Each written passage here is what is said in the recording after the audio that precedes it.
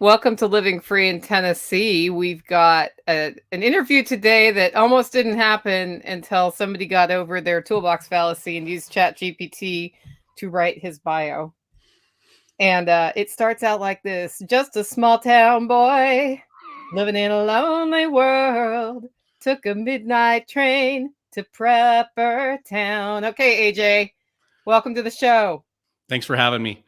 All right. So that didn't explain to me exactly why you became a prepper. So why don't you tell us, like, who is AJ Harrison and why did you come to prepping? Like, how did you end up on the LFTN podcast? So it started when I was really young. My dad has always been into reloading and casting bullets and stuff like that. And so he was always kind of on that whole, like, got to have the guns side of prepping and not really focused on the food type stuff. And so we actually owned a business where we did manufacture bullets and ammo for quite a while. And then I'm a self-proclaimed polymath, and I just kind of move from thing to thing as they interest me. And so I've had several jobs through life, and preparedness really kind of kicked in when I bought my house and had a small family and decided that we needed a little bit more of a pantry. And so we started with just a big pantry, nothing really in mind, and then that kind of grew from there. And then when I got married to my wife, I was married before. When I married my new wife, and she moved into the house I already had, the linen closet was our pantry. And in a small house, she really wanted that linen closet, and that was the one hill I was prepared to die on.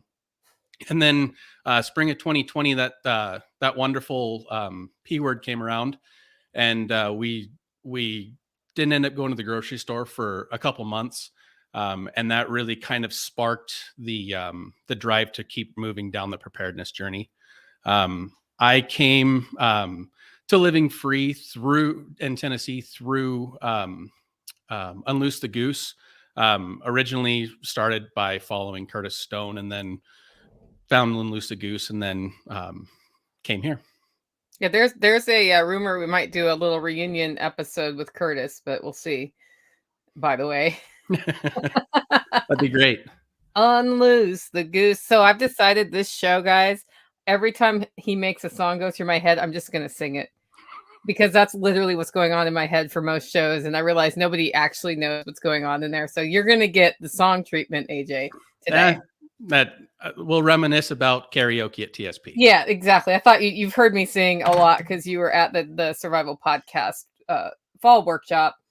And you did this thing that people do to me a lot where you're like, hey, do you think a show on this topic would be interesting? And I yelled, fill out the form, and refused to listen to anything else you said and just kept saying, fill out the form until you filled out the form. And when you filled out the form, guess what happened? You got on the show. Yep. But I actually wasn't expecting the topic to be propane. Out of all the things I know that you do, propane didn't like float to the top of the list. So let's start with the why on this one, because I think it's a great topic to talk about, but I'm not sure everybody listening is going to be like, propane, like, why propane? So why did you think we should start talking about propane and off-grid living and how that all folds together in a rural setting? It's kind of that 4 basic pillars of survival is part of the housing thing. And depending on where you're at, a lot of people just don't have much of a choice other than to have electric and propane. But they don't really know a lot more than that. There's several kind of standard appliances that people use, but there's just so much more to it. And it was one thing that I'd always kind of had a curiosity about. And so much so that when we don't do our regular job, which is catering in the wintertime, I took a job delivering propane and was trained as a service tech just to kind of learn the ins and outs, because it's something that scares a lot of people, and rightfully it should. But on the other hand, it's such a very versatile thing, especially for somebody that's in an off-grid and a homesteading situation that's just more than just heat your house or run your stove. Yeah, it is. And you said you heard us talking about bearing tanks, and you're like, and a couple other things. So, guys, if you have questions about propane or anything else for AJ, put the word question or comment in all caps, and we'll get to the root cause. Here's the thing about that story I like, AJ, is you're like, hey, I don't know much about propane. You know what I'm going to do? I'm going to take a job in my downtime to learn about it. And you made money and you got paid to learn about it. And now I assume you now know all the ways you'd want to integrate propane into your own property. I know how I'd like to, whether or not we can afford that. That's the other situation. Yeah, there's Because there's a that. lot. So a lot of us moved to the country, and cooking with gas is great, but if you don't have a natural gas line straight to your house, then your next option is propane. And so Mhm. we'll have propane clothes dryers, we'll have propane um, stoves and heaters. And in an off grid situation, and I'm pretty sure Sean Mills has one of these propane fridges. What are all the things that you can use propane for in addition to just like the standard cooking, heating, drying clothes? Um, well, you've got your water heaters. You've got, I mean, there. Wow. Um, It's a big I, question, isn't it? it is. It's a big question. I use propane for everything, including starting the wood stove. I use a little 1 pound torch for that. In our gardening and in our working around our 1 acre piece of property, we use a weed burner for bed prep and stuff like that. And then I use it for fuel for vehicles. Well, how does that work? So a long time ago, when back in the 70s and 80s, it was quite a bit more prevalent and easier to do on a carbureted engine. But there's a couple companies out there that build propane specific vehicles, just like you see in the cities, compressed natural gas or CNG, and a lot of the buses and fleet vehicles run on that. But there's a couple of companies out there that build a retrofit kit for a regular vehicle. The one that I have currently done is a 2005 half-ton Chevy pickup, and it's a kit that you have to put on. It's a little bit expensive, took a little bit of time, but it basically converts the truck from gasoline to dual fuel, so it can either run on gas or propane. And the beauty with that is you get a little bit of redundancy, but also fuel cost. Really? So is it cheaper to run on propane even though the per gallon price is higher? It really depends on the setup and the situation you have. For the average Joe, especially right now, we're paying $4 or so a gallon for propane if we go to a fill station, where you would go fill a 20-pound RV tank, or your RV tanks and stuff like that. But what we did is we really committed to the system, and I actually have a 500-gallon propane tank with a dispenser in my driveway. And so I buy bulk propane, and I'm set up as a auto gas customer, and so that drops my propane cost anywhere between $1.89 and $2.50 a gallon. And the mileage equivalent for the vehicle is I get 15 and a half on gasoline and about 16 on propane. But the propane actually burns more, it burns cleaner and more efficiently. And so it actually is easier on the vehicle to run. That's really cool. Here's like the thing I wonder about that is I always figured, and this is why I've committed to several propane things just from a two is one is none situation, is if propane goes away completely, the concept of burning gas, a different gas, is theoretically possible in the same appliances with some modifications. So let's go to methane. Would it be like, what would it take? And I don't know how much you know about methane. So if this is out of left field, I told you I was just going to hit you with a bunch of questions that weren't on the list. He sent me a list of questions. I'm like, yeah, but we're gonna go way beyond that. Um, how would that look? Like, would you have to change the aperture to burn on methane? Is it more dangerous? Do you know much about that? So I don't know a ton about methane. It's one thing that's kind of piqued my interest, especially the whole bio bag to run a stove. I do know that it takes to make your own methane takes a lot of volume, and so you're not going to get a ton of BTUs out of it. Which is when you're talking about fuel, everything including gasoline goes back to BTUs. And so I could see it working for a stove situation. But those big bio bags, I believe, are only running about 3 hours a piece by the time you need to let it kind of digest again. So I don't know if it would work for a vehicle per se. Um, but it's one of those other things that I want to research when I get time. Yeah, so what you don't know is if it needs a bigger or smaller aperture, because I know when you convert from natural gas to propane, what you're changing out is how big the opening is that the gas is The- coming out. yeah, the jets, and I do know that it's a different size jet that would be required. Yeah, I can't remember. Is propane bigger or smaller than natural gas? Honestly, I Bigger? can't remember I when feel like it's smaller because otherwise with I don't know. If anybody in the comments knows, let me know. Like I should know this because every bleeding time I buy a cook stove for my kitchen, I have to do the kit install. And if you want to hire somebody to do that, it's $300 and it takes half an hour. yeah, it's pretty simple. So, like the first time I did it, it took me 2 hours because I was really confused about what I was doing and why I was doing it. And I did things very slowly because this is gas we're talking about, and I don't want to blow up my house or have a leak, you know.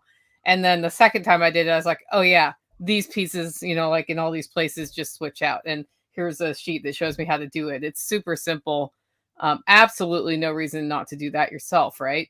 Is there a reason? Safety, AJ? No, safety, AJ. No, they're really. I mean, if you're any bit handy, there's no reason at least try. I mean, it feels like this big thing, this big to do, but it doesn't take a lot of tools. It really doesn't take that much time. You just have to feel comfortable taking that brand new appliance partially apart to put it back together. And I mean, they send you the kit. Oftentimes, most appliances come with both jets in them now from the factory. So it's a matter of taking one out and putting the other one in. What I like to do is when I take that one out that's for natural gas to put one for propane in, I take that one for natural gas and I go put it somewhere away so that I don't mistakenly grab the natural gas one and put it back in. Um, and I believe that the propane jets are smaller because propane has more BTUs per cubic foot. Yeah, that's probably right. Like if you leave the old ones in, what I remember is you get a big tall flame. Yeah. That's fun. And then what I do is I put them in a Ziploc bag and I tape it to the back of the stove, guys, just from an organizational standpoint. So when you go to sell that, if somebody wants it back to natural gas, you're like, oh, the conversion kit's right there. As Mhm. opposed to what happens to many people is, what's this bag of parts, toss? Yep. And then you got to call the manufacturer and get it like resent out, which is usually possible. K-Bonk says air mixture is important also, and I think that's why the jets are what get changed out on the appliances. Yep. So yeah, on back to the methane thing, I was like, but can't you collect the methane somehow? You know, propane is at a very high pressure.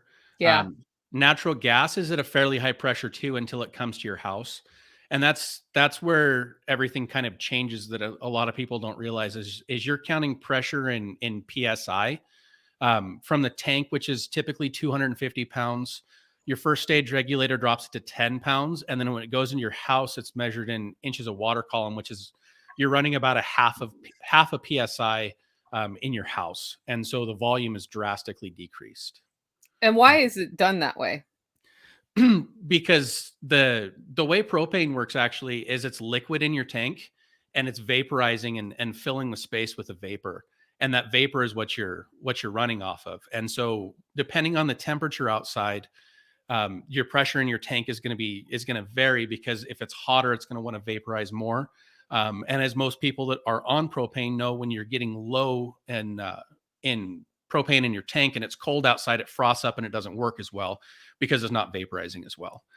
So that's just kind of the natural pressure that propane wants to be. And then when you're trying to send liquids or vapors or anything of volume, you want a little bit higher pressure the longer distance you go. But then all of your appliances in your house like really low pressure. You know what's funny is when I got my first commercial roaster, it ran on propane. And I had it plumbed so the propane tank was outside, but I was using 25-pound and 100-pound tanks outside.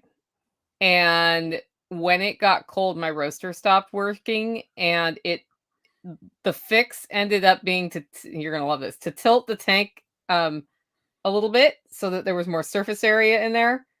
And I put heat tape around the tank and along the hose into the house, and Mhm. then uh closed it in like a mylar padded blanket to warm up the tank a little bit Otherwise, my regulator was freezing. Yeah. And so, like, I had, like, that was my use for heat tape, like the kind you use to keep pipes from leaking. And it took us 3 weeks to figure that out, like what was going on there. I'm like, I don't know why it's freezing up. Like, I tried 4 different regulators. I was so mad. Yeah, so they actually have commercial products that are specifically they're blankets that plug in for going around any size from your small barbecue all the way up to 1,000-gallon tank for that reason. Um, because the other thing that a lot of people don't know that I thought was interesting is propane actually doesn't vaporize well when you get down to about -30 Fahrenheit. And so when your tank's out there in the wind and it's -15 anyway, that tank is that propane's not going to work as efficiently in vaporizing because it's getting the point of being liquid and staying liquid. Yeah. Okay. Well, this is leading into a question we were already going to ask. What are the advantages of burying your propane tank and how does that work? So burying your propane tank is mainly for aesthetics, but also it gives you insulative value because it's not out in the weather. And typically your propane tanks are going to be buried between 4 and 6 feet. And so your climate, once you get down below your frost line, your climate's pretty stable. So you can actually fill your tank to higher percentages with it being buried. A standard tank above ground is going to be filled to about 80% to give you space for it to vaporize. An underground tank can be filled to 85%. So, on a 500-gallon tank, that's 25 extra gallons of propane in between stops. And from a budget standpoint, you're usually paying per delivery. You're always going to have set delivery fees, a hazmat fee, a delivery fee, all the other kind of junk that they tack on top of the price per gallon. And if you own your own tank, you get that ability to shop around, but also when you buy more gallons, typically your cost per gallon is less. If they're sending a delivery driver out to you, keep in mind you might be an hour and a half away from their previous stop. So if they're sending that delivery out to you for 100 gallons versus 500 gallons, you're going to get a better price on the higher gallon rate. Aesthetically, it's way more visually pleasing to not have a propane tank out and you're not having to worry about the paint falling off it or anything like that. They're painted with a special zinc coating, but the tanks are significantly more expensive. You're looking a brand new 100,000-gallon tank here in Montana is about $4,500. A brand new 1,000-gallon underground tank is going to be about $7,500 before you pay to have it installed in the excavation and all that kind of stuff. Yeah. And then there's different requirements as far as annual testing and stuff that has to be done. It's called a cathartic test. And basically it's making sure that that the metal in the tank isn't deteriorating and you're not getting rust and stuff like that. So what does that look like? The cathartic test? Yes. So it's basically it's this little cylinder of these blue rocks that I can't remember exactly what they're called, and it's hooked to a multimeter. And so there's these anode bags that are buried next to your tank, and they're sacrificial anodes, just like you would have in a water heater. And so they're on a 1,000-gallon tank. There's 2 of them, and they're meant to draw all of the corrosion to them. So that they get worn, so that they corrode instead of the tank. And so you're basically testing to make sure that there's resistance through those anodes.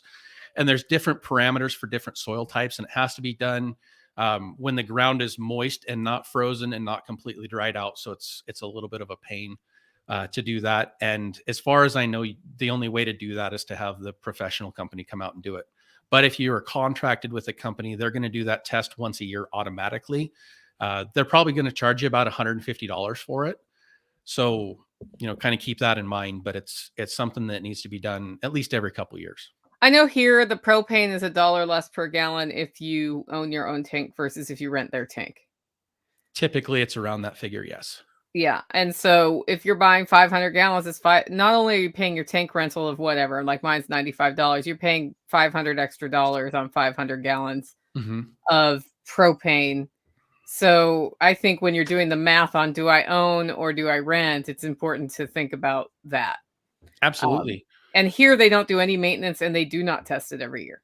They just come out and fill it, and it gets rustier and rustier and rustier until you get mad. So the above ground tanks don't have to have that testing done. Yeah. There's a visual inspection and a leak inspection that's done. That test's just for the underground tanks. And no, you've basically got, I own my own tank and I lease my tank. And when you lease a tank, you're a captive audience because it says in your contract that you cannot have another supplier fill that tank for you. And because of the working relationships between the two companies, another company is typically not going to fill that tank anyway. So yeah, they've basically got you until you complain too much and and get it swapped. And Threatening to leave works really well. it does. It works really well. And I mean, kind of to keep something to keep in mind. I worked out of a Missoula branch and we serviced about 150 miles Yeah. around. And so we had a ton of customers all over the place. And there's only so many hours in the day. And especially right now with the shortage of people that are willing to do the work. I mean, just to even get a job as a service tech, you have to have a hazmat CDL with the tanker endorsement, and then have the clean background and all that type of stuff on top of all the other requirements to be employed. Yeah. So there's a bit of a shortage there. And also it's one of those deals where squeakiest wheel gets the most maintenance. Yeah, when I first moved here, there was a propane tank here, and it had an attachment so you could take propane out of it and refill stuff, and no company would fill it. They just decided they didn't like where it was too close to the house. Nobody would move it. Nobody would help me with it. And finally, I sold it to some rednecks who made it into a smoker after I emptied it. And then I ended up renting from one company, and it was fine, except for their gas prices went way up the next year.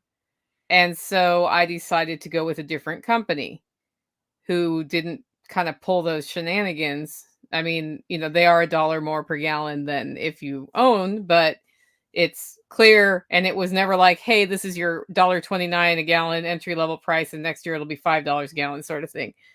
But that first company left their tank on my property after I canceled service with them for 2 years and wouldn't come get it. And it wasn't until I told them I was about to move it to the middle of the road and leave it in the middle of the road that they came to get it. Yeah. And that's the unfortunate thing of switching between lease tanks is there's not a whole lot of drive to come back and go out of the way to pick up your tank unless they're already in the area. And then the company that I worked for was really disorganized. And we had a handwritten list at the office. There was 2 of us there, no secretary, no, our manager's based out of Spokane. And we had a list of tanks that needed to be picked up. And it was like pulling teeth. Like we knew, and we had the time to go do it. But unless you paid the $150 fee to go pick it up, they didn't want to go do that. And a lot of companies have that fee when you switch services from them, to one, to incentivize you to stay, and 2, to just get that last couple bucks out of you. Yeah. So would you rent a tank or would you own a tank if you were going to do it? It really depends on your situation and your plans.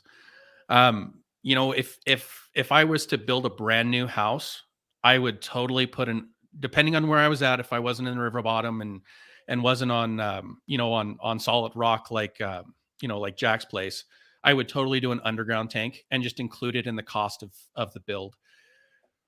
To buy another place that had propane, and just, as a caveat, our house is actually on natural gas.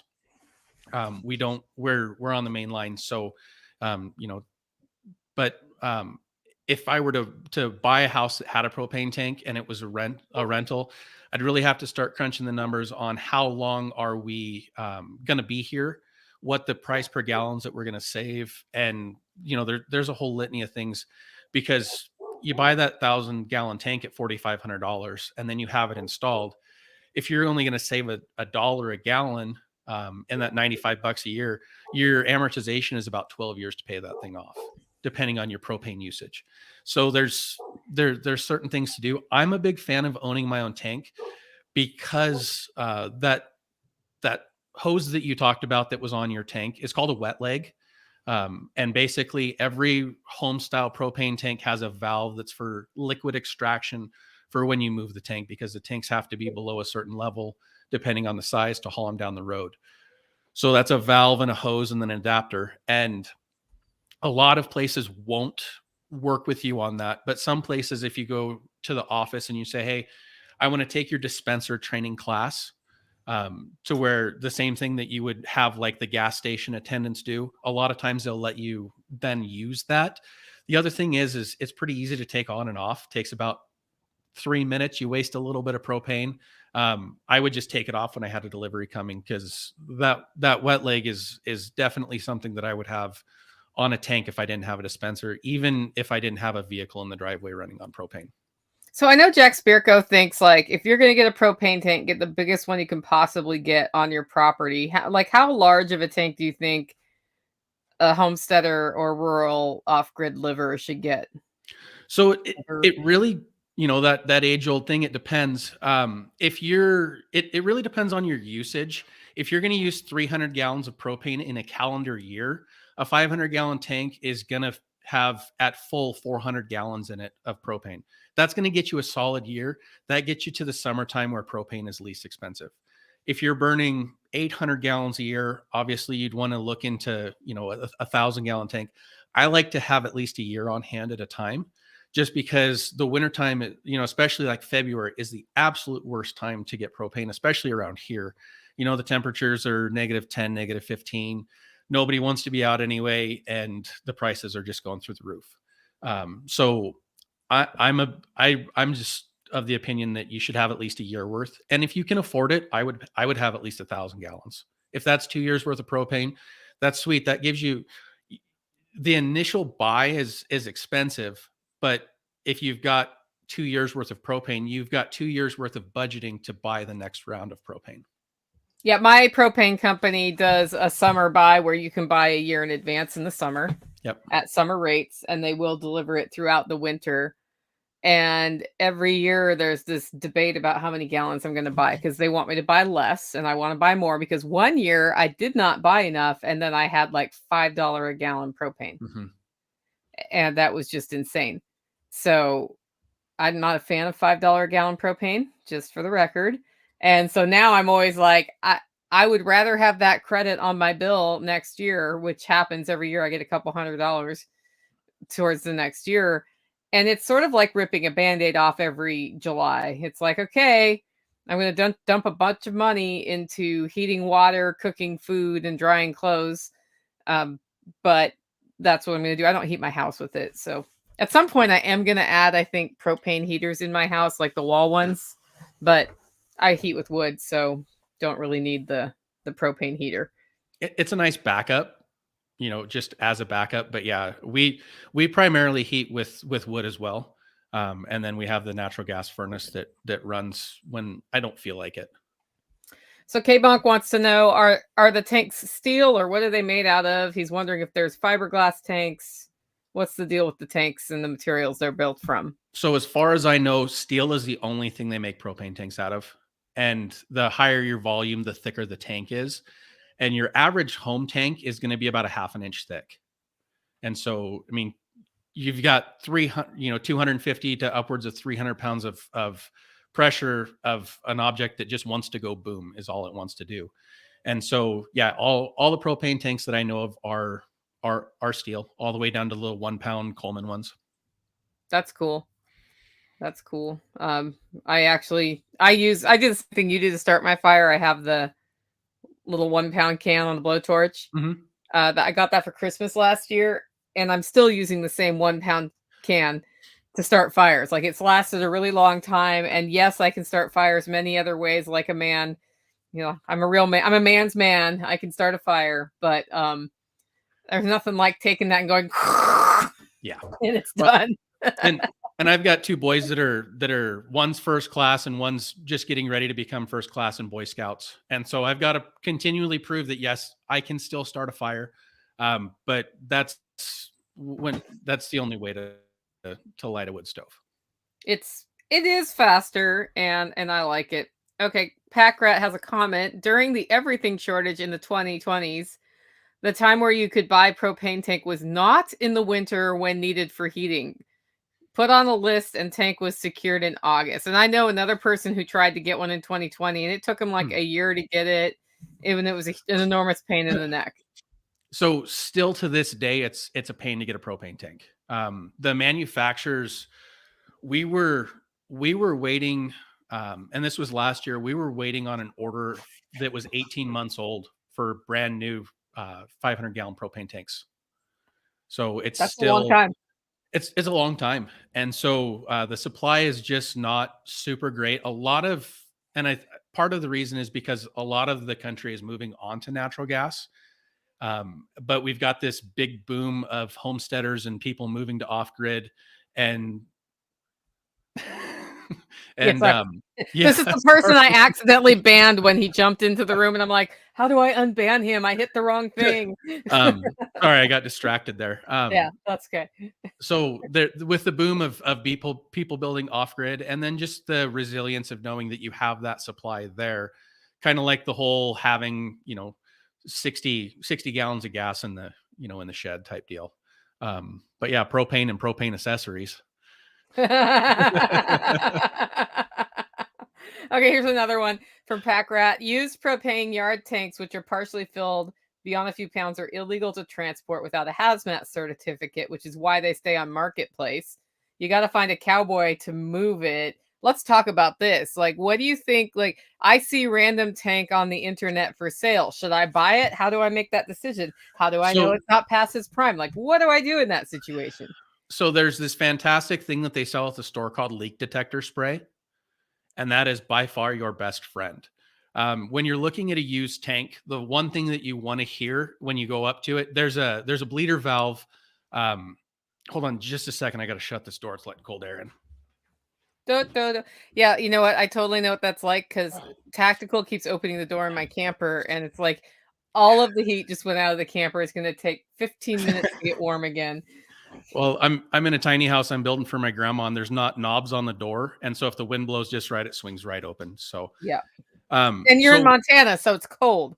yeah, it was like 22 degrees before the wind chill this morning. Kind of nice. It was like 5 the other day. So, I'm pretty sure my drains froze last night.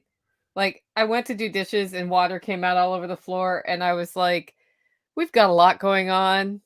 I'm not even gonna work. I'm just gonna turn off the water supply to my sink right now so I don't accidentally turn it back on. And I think because we haven't buried the drain pipe when it comes out of the house, I think last night when it was 17 degrees that we ended up with an ice blockage. So hopefully that has defrosted. the big bummer. Yeah. So anyway, with the used tanks, on every tank by the fill valve, there's a bleeder, a little bleeder screw. You want to crack that open and hear it hiss. You want some sort of propane in that tank if you're going to look at a used tank. If it doesn't, I would, unless you knew the person that had it and could trust them 100%, I would pass on that tank completely. Because when you have some sort of gas in that tank, it's going to expand the volume. It's going to keep it from rusting. It's going to keep moisture out. If there's no pressure in that tank, chances are there's some rust starting in there. And you don't know what's in there. And if there's any moisture in there, it's a real pain. You got to do methanol flushes to get all that out. And that would be where I stop. Now, if you do have that wonderful hiss that you want to hear, that's great. Close it back down and start spraying all over the top on all your fittings. You've got a gauge on the top there. You've got a high pressure vapor. You've got your fill gauge. You've got your valve that you're going to get your propane out of, and then you've got that liquid valve on one end. And then on the bottom of all the tanks, there's a big plug, just like a water tank. And so you want to spray that down as well. If you've got no leaks from there, then I'm moving on to looking at the physical condition of the tank. And we're looking for how much rust is there. Is there pitting? When you look at rusty metal and it's got all the dimples, any pitting bigger than about a nickel is too much. And what that is it's that's saying that there's an issue there with how much thickness is there. And any solid company that you're going to buy propane from, when they come out, they're going to do a visual inspection and a leak detection before they fill it anytime. And so they're going to be looking at stuff like that. So any of those major flaws right off the bat, I'm going to pass on. But if the paint's in really good shape, it doesn't look dimpled or anything like that, then what I'm going to do, I'm going to buy that sucker as cheap as I can. and then figure out how I'm going to load a tank. A 500-gallon tank weighs like 1,400 pounds empty. So the best thing to do, it's expensive, but the best thing to do is call a propane company and say, hey, I got a tank here. I need it moved to here. What are you going to charge me? They're going to drive up to that thing, pick it up with a crane, load it in the back, haul it down the road. It's going to cost you a few $100. Hopefully you saved a few $100 on that tank to go that route, unless there's a piece of equipment or something like that. If I'm going to haul it down the road, they've got a piece of equipment or a tractor there that can set it on my trailer. What I'm going to do at that point is, a propane tank is only hazmat if it's a sealed tank, and being open to open air for a few hours up to a day, as long as the temperature doesn't swing a whole lot, is not going to affect the inside of the tank. So I'm going to open that bleeder screw, let all the propane out of it, and then I'm going to unscrew one of the valves off the top as soon as I know that all of the gas is out. And not messing around, like all of the gas is out, wearing gloves, really good high quality insulated gloves, and at least face shields. Propane is freaking cold. It will burn the tar out of your skin on contact. Being in an open environment, if there's a little bit that hisses out, it's not the end of the world, but it's going to continue to kind of vaporize as you go. But if you pull one of those valves out, you can haul it down the trailer, then it's just scrap steel. Then when you get it to where you're going, you put nice pipe dope on there, thread that thing back in, call your company, have them do an inspection and a hookup on it, and you're good to go. Yep. So that's a lot of information I hadn't even thought of. It's a ton of information. It's great though, because I don't know. Like, I've had to learn what little things I knew by listening to the delivery people, right? Mm-hmm. And the people who refill my 25-pound tanks at Tractor Supply. But I wish I had the bleeder or whatever, the wet leg on mine, but it's a rented tank. So, yep. Question, does propane expire or go bad when you don't use it much? How long can you keep it? So you can keep your propane in your propane tank as long as your tank is holding it in. Propane never goes bad. It never expires. And that's part of the reason why I'm so invested in the transition to propane, because if I have like that truck that I have, if I quit using the propane on board and quit, because gas goes down to $1 a gallon or whatever, that's good sitting in there until I decide to use it again. It's banked BTUs is what I like to say. Yeah, that's one of the reasons I love storing propane too, is it just does not go bad. I don't have to put, prig in it or whatever, and it's just good to go. And I try not to let my tanks get too rusty. The worst thing about propane is, one, if you're going and having them filled, there's the inspections that have to be done. And that really is it's a couple dollar fee, and they stamp a new deal in there. And you're good to go. And basically they're just forcing them to check. Now, what I do is on the like the propane, the barbecue size tanks, if I have one of those coming up, the worst price per gallon that you're going to find on propane is at the swaps at the store. But if I got one that's getting really rusty, or it's at its expiration date and it's empty, I just go pay, take that as a little bit of a pain tax, go there, and I annoy the guy every time, because I will pull out every single tank until I find the most recent, most beautiful one. I do that too. And then when you get into like the 100-pound tanks, which are 27 gallons and above, those actually don't require all the inspection type stuff as much.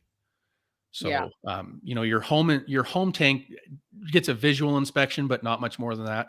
Same thing with the auto gas tank that I have in my truck. There's it's an 85-gallon tank in the bed of my truck. So it's got about 60 gallons propane when it's full. Do you fill that off your bigger tank? I do. Yeah.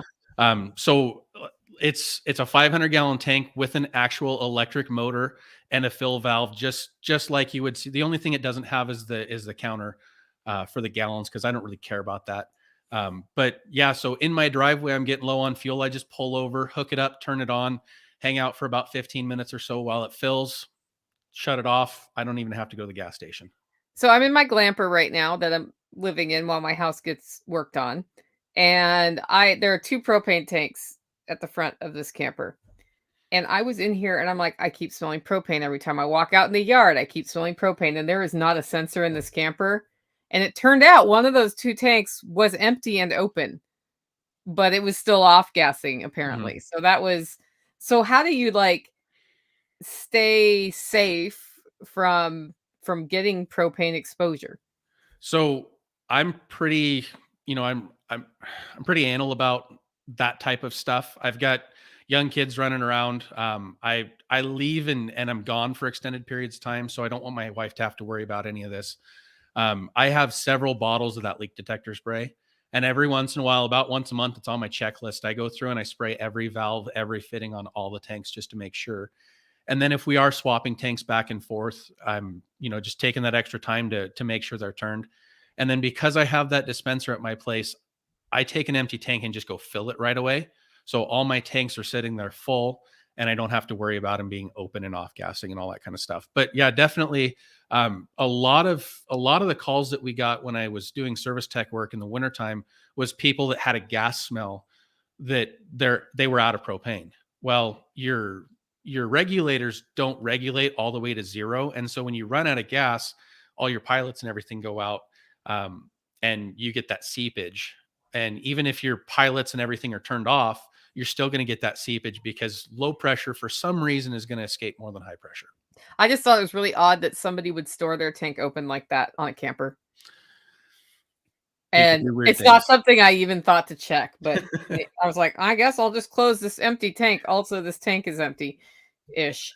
Um, is it possible to reload a blue Rhino? I have an older tank and it looks like I should be able to. I have propane as my hybrid heat plus gas stove. So if you're talking about the little blue Rhino tanks that you get at like Lowe's or the gas station and stuff, yeah, they're one, it's just a swap. But two, you can just take it to anywhere that fills propane and just have it filled. There's nothing different about that tank that's not.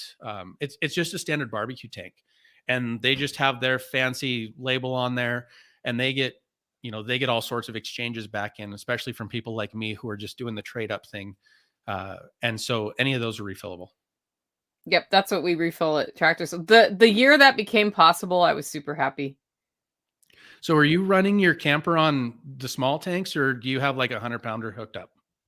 My camper, I've not even played with the propane on Okay. it. I'm plugged into the power, and the fridge is not a three-way fridge because the original fridge is no longer in here. So I can cook with propane here, and that's it. I heat water with propane, Okay. but I don't have the water hooked up. So it's just two 25-pound tanks in the front if I want to use them. Gotcha. And yeah, I mean, I guess I could put 100-pound tank on it, and I do have a 100-pound tank that's had propane in it that I haven't emptied for at least 4 years. It's just sitting on it's like strapped to a dolly. Because when I upgraded, I think I was already not using that when I upgraded roasters. Okay. So, because I bring the tanks into the roasting room, but I actually don't usually use the propane one anyway. It's like an emergency backup system. Uh, if one has gas as well as natural gas supply, so one has propane and natural gas, would you recommend running off propane or natural gas and why? I So, restated that. for SHTF purposes, what I would do is I would run everything on natural gas while you can, but just have those orifices and everything and kind of a plan to swap if you needed to. But natural gas is always going to be cheaper and more convenient than propane. Always, always, always 100% of the time. Oh, that's good to know. Um, is there a good resource to read up on truck conversion options for that? There really is not. It took me an exorbitant amount of time. I've been wanting to do that propane conversion for a couple of years before I even got the job. And it took me a long time, one, to find the supplier that built the one for my vehicle, and two, that would sell me that kit. I'm more than happy to have that discussion and be a resource for that. I haven't done a ton of vehicles with it yet, but that's one thing I think it's super sweet, and so that's one thing that I want to kind of build into is doing more of that. Yeah, I didn't even realize that was possible, although I don't know why I didn't realize it was possible. You can have dual fuel generators and all sorts of different things, so why not Exactly. automobiles? But yeah, that sounds really super cool. So the other conversion that we're doing, that I'm going to do this spring, is we have a BCS tiller, the two wheel tractor, and I have nothing but issues with it with flooding, and it's an older unit and doesn't run super great. And I've tried to rebuild the carburetor, but I'm having issues with it. I've ordered a propane conversion kit for that as well. And so that's actually going to run off of a 11-pound tank, which is about half the size of a 20 pounder. The beautiful thing is you never have to worry about choking it or anything like that. You turn the valve on, you pull the thing, it goes. And then I don't have to worry about storing that ethanol free premium anymore because I have that tank. Yeah. 30-day review just wants to know if your car stinks while you're driving it around running It off doesn't propane. actually. Every once in a while when you walk by, you kind of get a smells a little bit like propane because a valve will cycle or something like that. But it's really seamless. The way the kit works is it's got a standalone computer, and then it's got its own injectors that I had to install in the intake manifold as well to go along with everything, and then a whole standalone wiring harness and computer. And so it fires on gasoline just like a normal vehicle. And then when it hits 160-degree temperature on the thermostat, if there's propane and I have the kit on it, auto converts. So it robs the signal from the gas injectors and switches over to propane. And you get a slight whiff of propane when it does that, but nothing really to speak of. Most people, especially when I have the topper on, um, nobody even knows it's propane unless they look at the little decal that's required that says propane on the back. Yeah, that makes sense. So what is the PSI of liquefied propane? Of liquefied propane. Do you know how much pressure it has to be under to go from gas to liquid? It it wants to be liquid all the time. Okay. It basically only vaporizes to fill the space that the negative space around it. And that's going to Okay. be on average 200 to 250 psi depending on the temperature, the color of your tank, all that kind of stuff. Speaking of color of the tank, if I want to paint my tank like a giant watermelon, is that a good idea or a bad idea, and why? Well, it depends. I've always wanted to do that. So, so it really depends on your summertime temperatures. What's your sun exposure? Is that tank 100% sun all day long? Does it get shade, especially in the afternoon? Like what the sun aspect is, and then where it's kind of located as well. Most tanks are painted white because white doesn't pull temperature in. Your so I know a lot of people, and we had a ton of customers that painted their tanks like a tan or a dark brown or a forest green to blend in, but those were tanks that were mostly covered all the time, so they weren't getting that sun heat sink. So if it's got some shade aspect and stuff, go for it. You want to use an oil-based paint, and you want to sand it. You want to at least scuff sand it, but you better check with your if you lease your tank to make sure that that's okay, because 99% of the time the answer is no.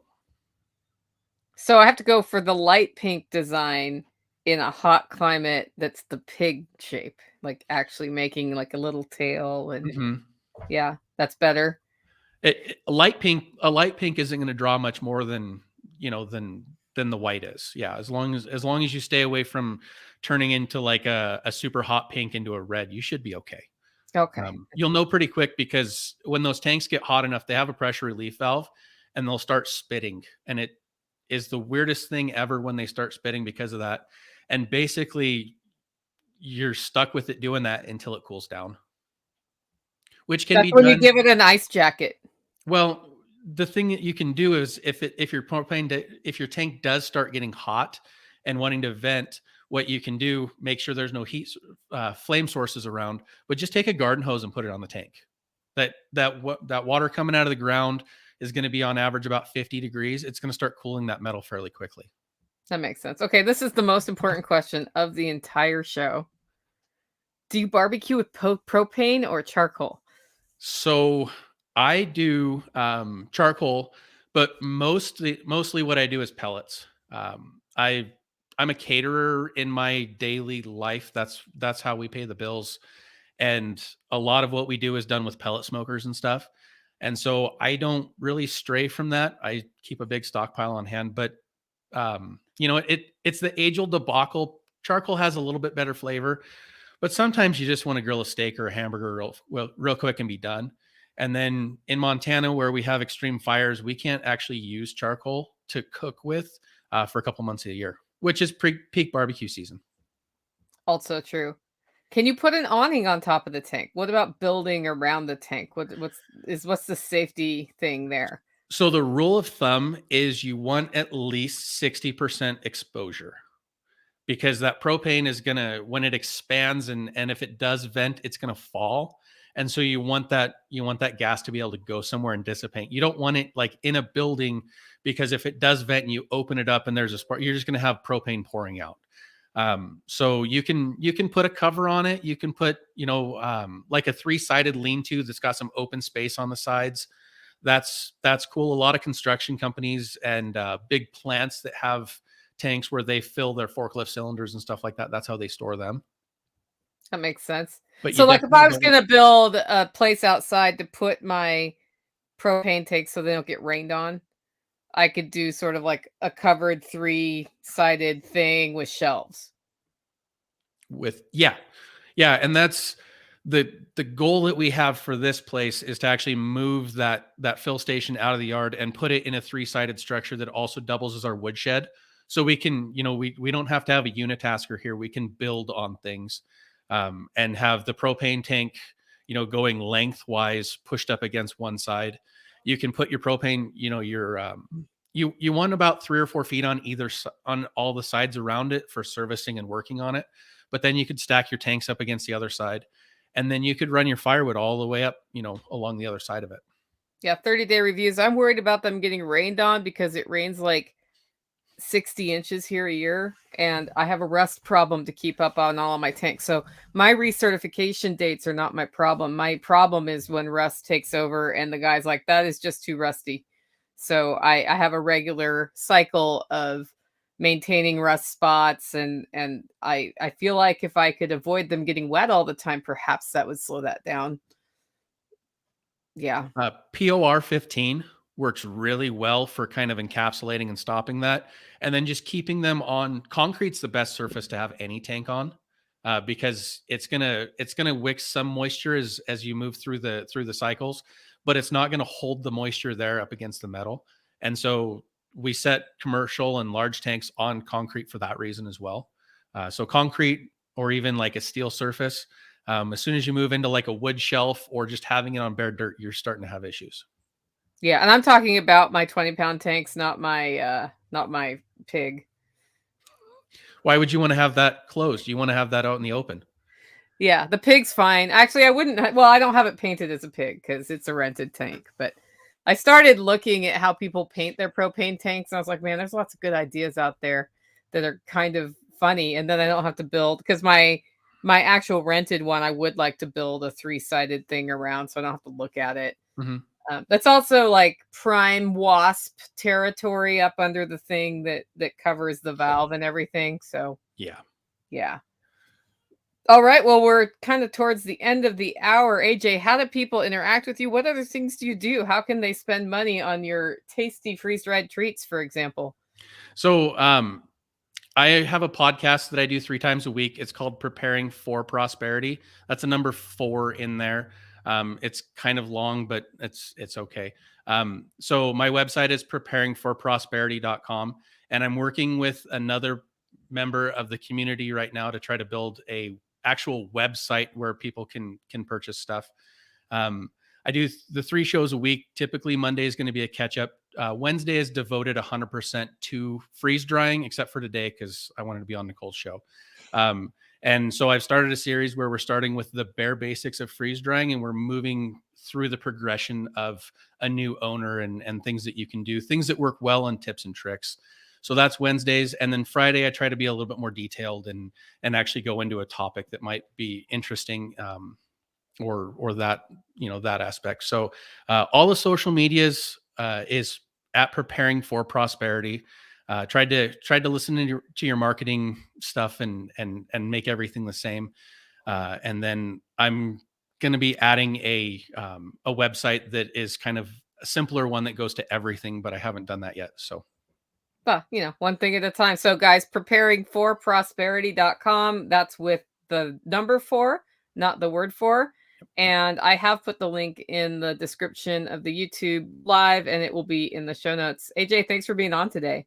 And well, hold on one more second. I'm going to be doing a 100 subscriber giveaway on YouTube. I'm trying to work with somebody that makes coffee and do a coffee giveaway, as well as my mom is building a business where she does laser engraving. So we're going to do a coffee cup laser engraved with our logo on it, and some sort of coffee thing to go along with it to get to 100 subscribers on YouTube. So if you wouldn't mind, pop over to my channel, hit like, hit subscribe. And then there's a mailing list on our website that we're going to start doing mailing once a week. Awesome. Thanks so much. Thank you.